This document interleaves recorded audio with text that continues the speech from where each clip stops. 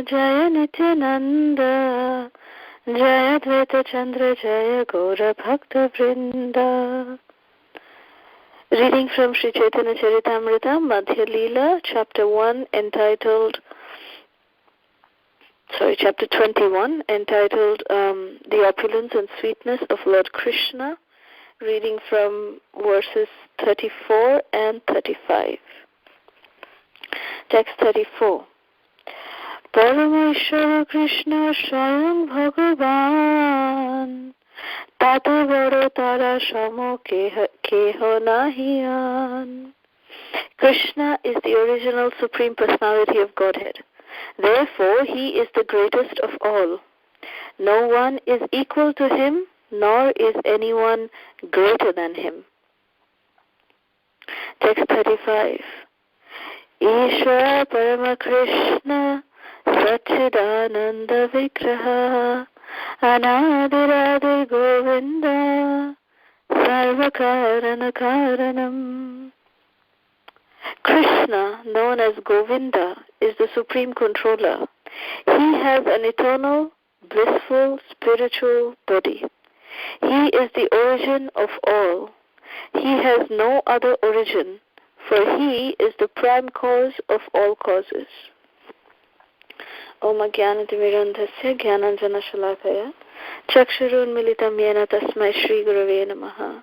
Namam Vishnu Padaya Krishna Prishtaya Bhutale Srimate Radhanatha Swaminiti Namine. Namam Vishnu Padaya Krishna Prishtaya Bhutale Srimate Jayapataka Swaminiti Namine. Namacharya Padaya Nitai Kripa Pradayine Gaura Katha Dhamadaya Nagara Gramatarine. Namam Vishnu Padaya Krishna Prishtaya Bhutale Srimate Bhakti Vedanta Swaminiti Namine. Namaste Saraswati Devi Gauravani Pracharine Nirvishesha Shunevadi Paschatya Deshatarine.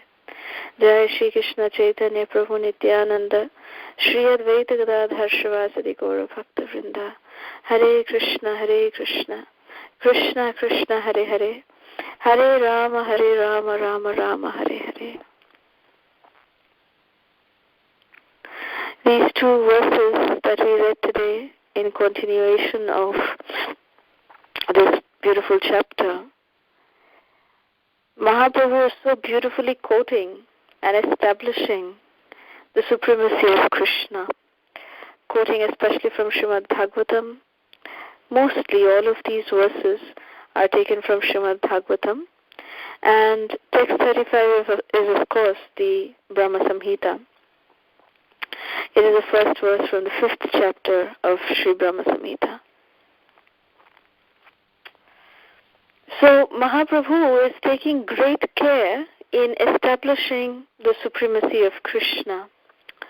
You know, Srila Prabhupada, he declares, in one of the lectures of Srila Prabhupada, he says very boldly, Srila Prabhupada says, that no one in the history of the universe, in the history of the creation, no other personality has ever made the claim that he is the Supreme Personality of Godhead other than Krishna himself.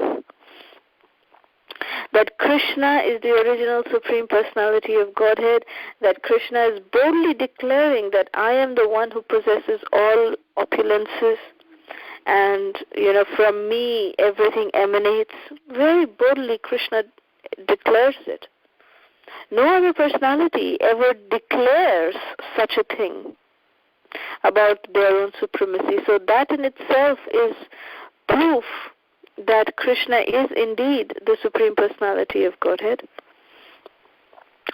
And recently I was just forwarded one short clip of lecture in Hindi. I mean, of course, Srila Radha Govinda Maharaj, almost all of his lectures are in Hindi, but this was a lecture clip, a little small clip of his lecture that I was forwarded, where Maharaj is talking very beautifully about one particular topic, about his personal experience. He says that he was, and it is in this particular context, so I thought that it would be very appropriate for me to share it. So what Maharaj said was that he was actually transiting in Dubai And we all know that, in Dubai,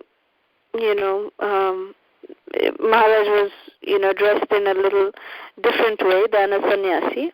But he had his japamala because in transit, it is okay.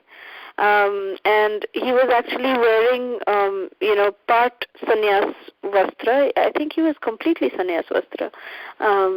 I think he mentioned that he was, in completely devotional attire, like a sannyasi, how he is, because it was transit, so it was not too much of a problem. But he was waiting for his next flight in Dubai. And at that time, Maharaj said that he had almost like a 4 or 5 hour wait period.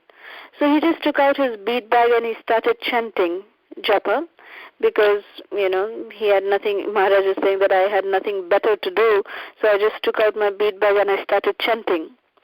And when Maharaj started chanting, he noticed that it was the afternoon time. So there was an announcement that this is the afternoon time, and he started noticing that these people from the Islamic background, they started, putting a mat on the floor. They rolled out a mat on the floor, and then they started doing their namaz. Very religiously, they were, performing their namaz. And, so Maharaj saw that, and he was very impressed that, these people, Maharaj was saying that they were doing kind of yogasana, like standing and sitting in different postures, and they were looking this side and that side. They were reading the complete namaz, So, he's saying, wo yogasana kar rahe the, khade ho rahe the, baith rahe the. It was very cute the way he said it. But then he said that he continued chanting, and then at one point, one of the security guards came and talked to Maharaj and said that my officer in charge is calling you in his office. So Maharaj said, okay, I will go. And, Maharaj, he just was not alarmed because the security guard was not, coming in a challenging way or anything. So Maharaj felt comfortable, but he was apprehensive why they are calling him inside an office. So Maharaj took, his carry-on baggage that he had with him, and he had his japamala, and he came inside the office. And the security guy the officer was sitting there. He was a middle-aged man, Maharaj described, and he said that, so you are a Hindu? He asked Maharaj. And then Maharaj said, yes, I am a Hindu. And then this officer said, I have heard that Hindus worship stones. So you worship stones? So Maharaj said, how can you say that? I'm standing here on stone. I am not worshipping this stone. When I walk on the road, I am stepping on so many stones. So I don't worship those stones. So how can you say that Hindus worship stones? We don't worship stones. So then this officer said, oh, well, but, I have seen that Hindus are worshipping stone. So then Maharaj went on to explain to him that we actually worship God who is carved out of stone based on the revelations that is given in the scriptures. So based on the scriptures, according to the description that is there about the personality of God, based on that, he is either carved from stone, from marble, from wood, or from metal. He is carved from these different elements. So it's not just stone that we worship, but it is actually God who is carved out of stone or metal or wood. And he is not carved just from the mind, but according to the reference that is given in the scriptures. So he said, oh, and he started seeming, Maharaj explains that this officer seemed to get very interested in all the descriptions. So Maharaj started describing from the Shastra that, Bhagwan, he is described as Kamal Nayan, he is described as one with lotus eyes. He is described with, he is Pankajangri, that he has lotus feet. So Maharaj is describing he wears, he is Shama Varna, Shama Sundara, and he wears Pitambari, he wears yellow garments. So Maharaj started giving descriptions of Krishna as it is there in the scripture. He said that he wears a moor punk, peacock feather on his hair. So all these descriptions are given, and whatever is being carved is based on these descriptions. And this officer seemed very interested in what was going on. And then suddenly it was actually time for the next namaz to be read. So this officer excused himself, and right there in front of Maharaj, this officer laid out his mat, and he started doing his namaz. And when he was doing his namaz, Maharaj said, "To main bhi apna namaz padhne laga, main bhi Hare Krishna karne laga." I started chanting, and this officer was also doing his namaz. And then when he was doing his namaz, Maharaj said that it was the first time that Maharaj was seeing someone, so close doing the namaz, reading their namaz, and he actually saw that he was uttering something, muttering something. They recite a few, words of glorification when they chant the namaz. Or when they offer their prayers, they actually chant a few names. So Maharaj noticed that very slowly this person, this officer, was saying something. So then, after he finished the namaz, this officer came back to his seat and he said, "Well, what I believe is that God is, light. He doesn't really, is that what you all believe also?" So then Maharaj said, "Let me ask you one question. You are asking me so many questions. Let me ask you one question." So the officer said, "Yes, please go ahead and ask me a question." So Maharaj asked him that you are saying something. You were saying something when you were reading your namaz. When you were doing your namaz, you were saying something in your mouth. So then this officer said, yes, we say some prayers. So then Maharaj said, "So why do you say the prayers? Do you think that God listens? That's why you're saying the prayers?" So then the officer said, yes, of course, God listens. So then Maharaj said, "How does he listen?" And then the officer was really getting a little agitated, and I said, "How do you listen to?" That officer asked Maharaj, and Maharaj said, "I listen from my ears." So then that officer said, "Well, God also listens from his ears only." So then Maharaj said, "Okay. So now you realize that, okay, God is listening from his ears. Okay, fine. So now, does your God only like to listen, or does he say something also? Does he speak also, or does he only listen?" So then this officer said, "Well, because he listens, he definitely speaks also, to Muhammad. It is there in the Quran that Allah spoke to him." So then Maharaj said, "So how did he speak? How did he speak?" So then the officer said, "From his mouth, of course, like all of us, and that he spoke from his mouth." So then Maharaj said to him that if you want to believe that your God has ears, he has mouth, then why are you not ready to believe that he also can look like you? He also has a form just like you. Then the officer, he had his eyes widened out and he said, "Oh, that does make sense. I never thought of it from this perspective, that, because he has ears and because he has a mouth, of course he should have a form also. He should have a personality. He should have a personality." So then Maharaj went on to again reveal that yes, this is the personality that is described according to the scriptures, that he actually has 2 arms, he plays on the flute. This is the description of God, Maharaj explained to him. And very beautifully, very patiently, Maharaj sat and gave him all the descriptions. And this man was seeming very, very interested. Very interested. And then Maharaj suddenly asked him, in between everything, Maharaj asked him that, oh, by the way, what is the time? Because I don't want to miss my flight.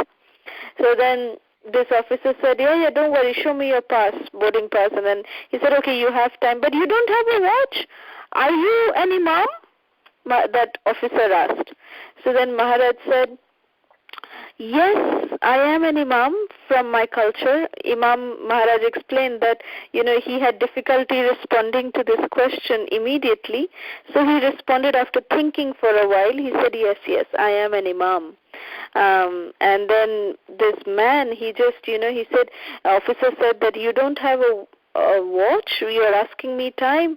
So then it seems went out, he went into the gift shop, he took Maharaj and he bought a watch for Maharaj and he gave it to Maharaj, and he took Maharaj's phone number, he gave Maharaj his phone number and said that Maharaj, anytime you come to Dubai, please do meet me and go. So Maharaj was explaining that even during this brief time of 4 or 5 hours of transit, Maharaj, because of the way he was appearing, as an imam, as a renunciant monk, as a devotee of God, as a spiritual man, it attracted this officer to inquire about God. And this man became convinced that yes, God does have a personality, It was a very wonderful exchange that Maharaj shared, that how to really convince a person, those who don't want to believe that God has a form, is a very wonderful way to explain to them that Krishna does have a personality. To just say that, Krishna does not have a form, Srila Prabhupada always makes the statement that it's not that the atheists are wrong. Those who don't believe, or the Mayavadis, that they are wrong, Srila Prabhupada never said that. Srila Prabhupada always said that the concept of the Mayavadis and the atheistic people, it's just an incomplete aspect of the absolute personality of Godhead that has been revealed to them. For God to be complete, He has to have an impersonal aspect, and He also has to have the personal aspect. But the personal aspect is the source of the impersonal, So like that, Srila Prabhupada explained that Brahmeti Paramatmeti Bhagavan iti shabdate, that God is realized in 3 phases, that Brahman, Paramatma and Bhagavan. But Bhagavan is the source of Paramatma and the Brahmajyoti effulgence also, the Brahman also. So in this way, we understand that how, Krishna is the original Supreme Personality of Godhead, and therefore He is the greatest of all. No one is equal to Him, nor is anyone greater than Him. So this is a fact. And Krishna, Ishvara Parama Krishna, Satchidananda Vigraha, that Krishna's form has been described, that what is Krishna's body composed of? It is composed of Satchid Ananda, of eternity, bliss, and knowledge. And that's the composition of Krishna's body. And He is the origin of everything. He has no other origin, because origin means that He is the prime cause of all causes. Sarva Karana Karanam. So this is Krishna. This is how wonderful Krishna is. And I wanted to just conclude with one exchange that we had recently. Actually, most of you might have heard about this wonderfully glorious soul, Madan Mohan Mohini. She has been initiated by Srila Giriraj Maharaj recently. She's a young, beautiful soul, 18-year-old in this particular body, and she is not going to be able to continue on in this body for very long. But she's an extremely special soul, and we've been blessed in Houston to have her association here at the present moment. And so before her arrival here, Srila Giriraj Maharaj had written to me an email saying that she is coming, and she actually she's in a wheelchair, basically. She's not able to walk on her own. And Maharaj explained to me in the email that she has a very strong desire that she wants to connect with Srila Jayapataka Maharaj, because even he is in wheelchair undergoing a lot of physical difficulty. So she has some questions that she wants to ask him, but she is afraid that if she just writes to him, she might not get a response. So Maharaj requested if I could, arrange that, if she could, write to him, and if Maharaj could respond to her. So then I spoke to my Guru Maharaj and told him about this whole situation, and he very mercifully agreed to speak to her instead of just writing to her. So last Sunday, we had gone to meet with her, and we fixed an appointment with both of them, and just as humble instruments, we were just facilitating this call, and we were supposed to just do just a call, but very mercifully, Srila Jayapataka Maharaj did a video call. He made a video call on my phone, and I was surprised, and he, for 40 minutes, he actually spent time with this beautiful soul, and they were having the greatest of exchanges, the most essential questions that really matter, like how we see Parikshit Maharaj with Shukadev Goswami. He had 7 days to live, so, just the questions that matter the most was asked by Parikshit Maharaj. So in those 40 minutes, this girl, she asked the essential questions. And Jayapataka Maharaj was giving such honest and, amazing answers. So I just wanted to share a few of them in context to the verses that we read today. So one thing that was asked by her is that she said that how is it that you are able to, how are you able to tolerate so much of pain, physical pain? And because even I undergo a lot of physical pain. I sometimes have shortness of breath. I cannot breathe. So I know that you also undergo all of this. So how do you deal with it? So at that time, it is so difficult for me to remember Krishna and chant Hare Krishna. So how should I do? What should I do? So when she asked this question, she said, so what do you do when you have pain?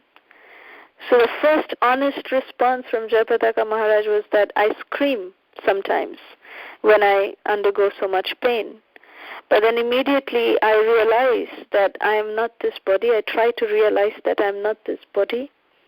But at the same time, I also try to immerse myself in the pastimes of Krishna and in the pastimes of Mahaprabhu. Then he went on to narrate a very beautiful pastime of Jagadananda and Lord Chaitanya. He narrated that pastime to her, and he said that when we meditate on such pastimes, when we are able to realize how wonderful Lord Chaitanya is, how wonderful Krishna is, it cannot be put in words. She had actually written an email also, which I had forwarded him with all the questions, but he told me that he would rather want to speak to her. And he explained why he wants to speak to her. He said that I cannot put down just in words how wonderful Lord Chaitanya is, or how wonderful Krishna is. This is in feelings. It has to be felt. It has to be realized that how wonderful Krishna is. And that's why, to make you realize, I have come here to speak to you. he said. And it was so powerful, it was so potent, the way he narrated the pastime of Jagadananda. And then he, said that if we just immerse ourselves in this kind of pastimes, any pastime of Lord Chaitanya, any pastime of Krishna, then he said that Mahaprabhu will then take us up. He will have the responsibility of relieving us and making us realize that we are not this body.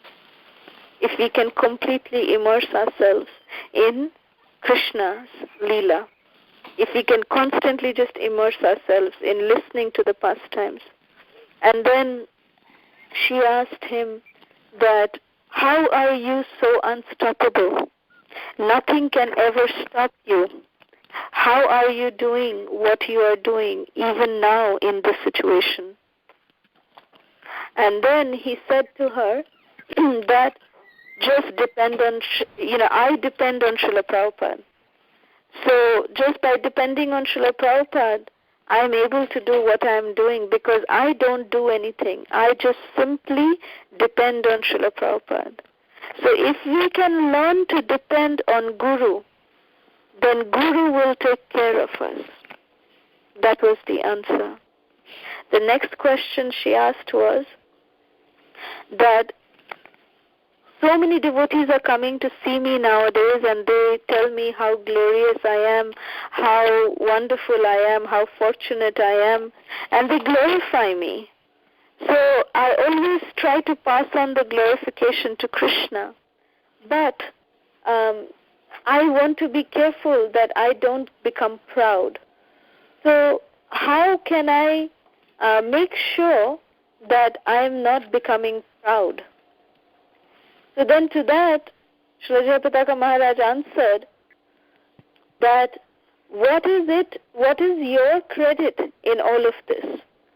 What are you doing in this to, take the pride in that? There is nothing that you are doing. It is Krishna who has actually put you in this kind of situation.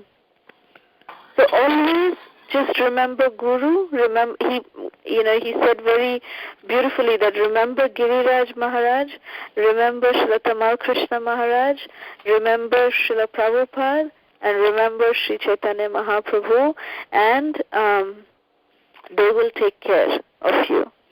And he said that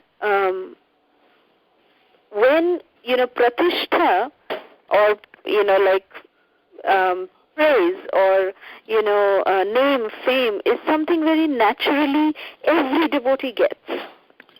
But if that devotee passes on that praise, that pratishtha to Guru and Krishna and doesn't keep any for himself or herself, then they are safe.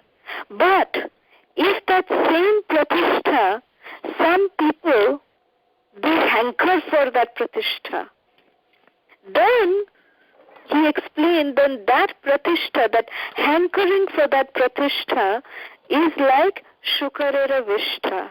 Srila Bhakti Siddhanta Saraswati Thakur, in his very famous poem Vaishnava Ke, he says, Labh Puja Pratishtha Shukarera Vishtha, means if you are hankering for pratishtha or labh or puja, name, fame, profit, adoration, distinction, if you're hankering for all of this, then it is just like a pig who is hankering for stool.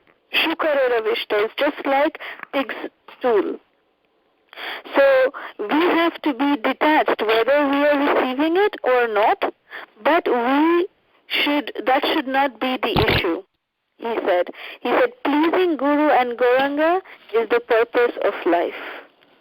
So this exchange, and the main point in this entire exchange of 40 minutes was the fact that he said that realize how wonderful Krishna is, realize how wonderful Lord Chaitanya is, and just simply try to immerse yourself in their Leela. So it was like a re-establishing of our own, the purpose of our own spiritual life. It kind of put us back in line also when we were going through this entire conversation. and I just felt that I can share it with all of you. So with this, I end here. If there's any questions, comments, or reflections, realizations, we can take that now. Thank you very much. Srila Prabhupada. Dandavat Pranam, all glories to Srila Prabhupada, Guru and Gauranga. Mother, we have one question. I read in Srimad Bhagavatam that there are two kinds of spiritual bodies. Actually, I was reading Maharaja Nimi story, where Maharaja Nimi got a curse from his spiritual master. So then he gave up his body. Actually, he died, and all the demigods are very, they're very concerned about Nimi. But Nimi Maharaj told that I don't want this material body in this material world. So then he explained that there are two spiritual bodies. So I didn't understand that, so I was asking the question. So what does it say further? Does Srila Prabhupada explain anything? Yes, that text. There are two kinds of spiritual bodies as generally understood by common men. The term spiritual body is sometimes taken to refer to a ghostly body. An employed man who dies after sinful activities and sometimes condemned to, so that he cannot possess a gross material body of 5 material elements, but must live in a subtle body of mind, intelligence and ego. However, as explained in Bhagavad Gita, devotees can give up the material body and attain a spiritual body, free from all material things, gross and subtle. Thus, the demigods gave King Nimi the benedictions that he would be able to stay in a purely spiritual body, free from all gross and subtle material contaminations. Okay, so that is clear enough, isn't it? That what Srila Prabhupada is saying is the first kind of body is just the subtle body, where it is in the form of ghosts, right? That they don't have the gross body, but they just roam around because their desires are unfulfilled, and that's why they roam around in their subtle body.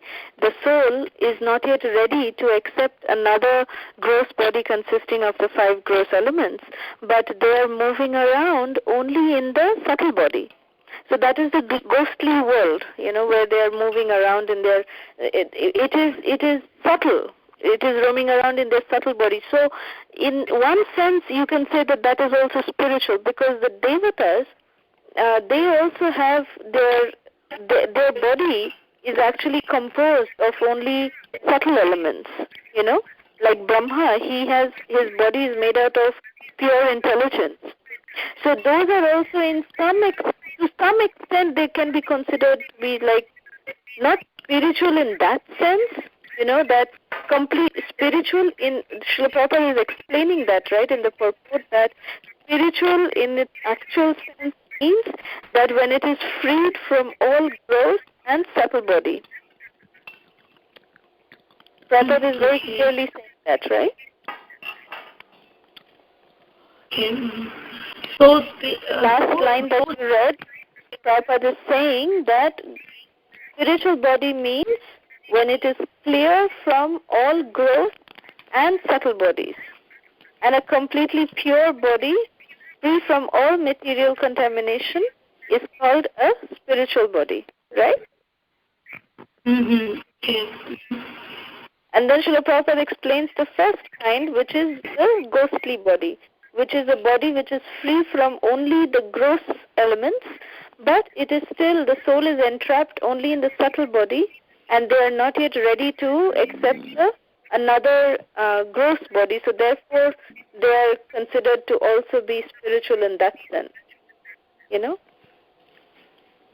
But still we can meditate on Krishna, Lord. Yes. Srila Prabhupada's first disciple was a ghost. Okay. Krishna. Prabhupada first created and liberated a ghost, actually. It is very beautifully shown by Bhakti Charu Maharaj in Abhay Charan that Srila Prabhupada's first initiated disciple was a ghost. And Srila Prabhupada liberated him from that ghostly body. and he went back home, back to Godhead. Prabhupada gave him the Hare Krishna mantra, and he chanted, and he went back home. So, that's how potent the Mahamantra is. Thank you, Mataji. This is Venkatapati from Hyderabad. Please accept my humble obeisances. All glories to Srila Prabhupada, all glories to Guru and Gauranga. Thank you for this wonderful class, Mataji. I have one question. In the class you mentioned about Labh and Pratishtha, that these are the two things that one would get exposed to, especially when we go out for preaching, and when you have a gathering of devotees and in the class, they come and say, what a wonderful class you gave, and you're inspiring, you're doing that, this, so on things. So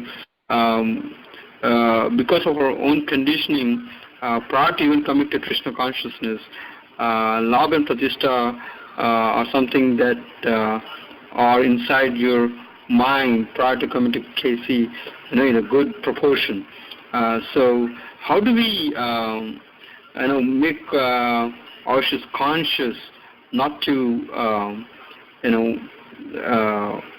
fall into the trap of previous conditioning? Very good question, Prabhu. Very good question. See, what Srila Jayapataka Maharaj was very clear about it is that Labh, Puja, Pratishtha is something that every devotee in ISKCON is automatically going to get. He said this as a fact. He said that as soon as you become a devotee, Pratishtha is something that you will automatically get. Because, as in how much we keep making advancement in Krishna consciousness, devotees will come and definitely praise, because the nature of devotees is to praise one another. They praise they praise everybody else. So when they praise, that is something very normal for them to praise. But at the same time, if it becomes for us to expect the praise, then that is a problem. Okay. So when we have no expectation, one time Srila Raghunath Maharaj was asked this question that, oh, Guru Maharaj, when we are criticized, what should we do? Or,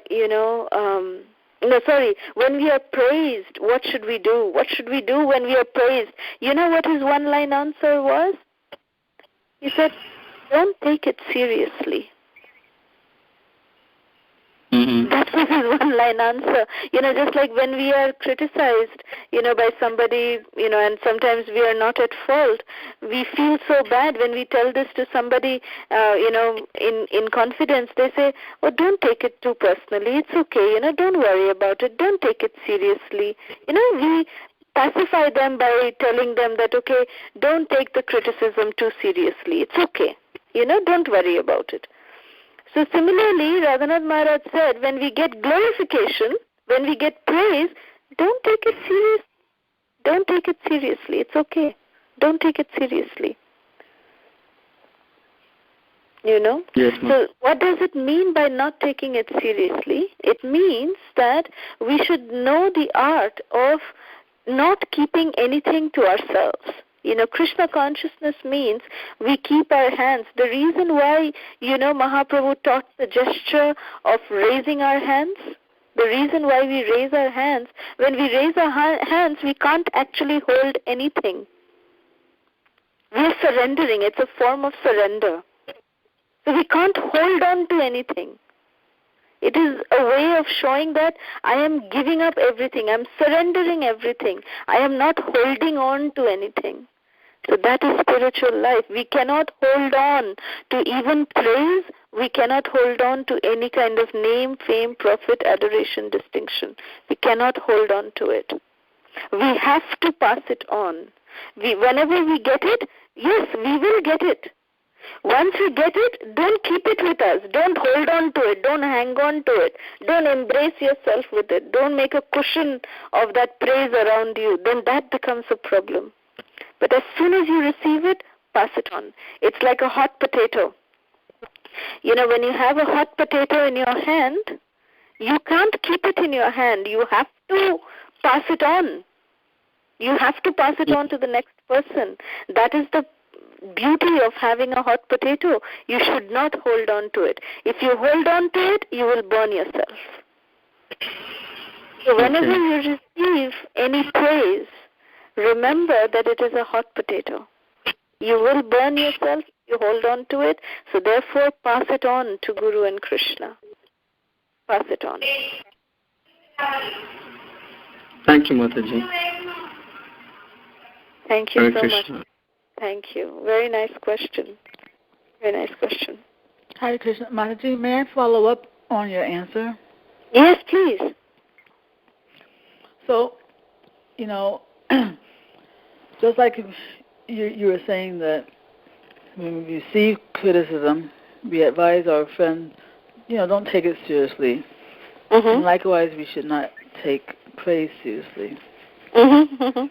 But my problem was with not taking the criticism seriously, because I would think that maybe that criticism is some part of it, if not all of it, may be Krishna trying to correct us.